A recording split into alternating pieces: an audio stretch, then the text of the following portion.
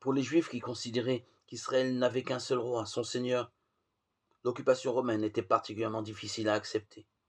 Beaucoup attendaient, de fait, un Messie de guerre qui libérerait le pays. Jésus a déçu certains de ses disciples qui n'ont pas compris ou pas supporté son absence d'ambition politique.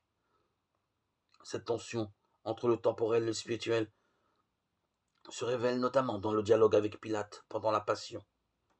Jésus avait cependant été explicite dès sa prédication, en particulier dans le fameux épisode dit du denier de César, raconté par les trois évangiles synoptiques en des termes très semblables, presque superposables. Rendez donc à César ce qui est à César, et à Dieu ce qui est à Dieu. Matthieu 22, 21. La formule est frappante et si connue qu'elle est devenue une sorte de proverbe. Titien, un des rares artistes à l'avoir illustré à la Renaissance, a peint trois versions dites de la scène. Chacun a sa particularité, mais surtout on voit comme ici le Christ en posture d'enseignant.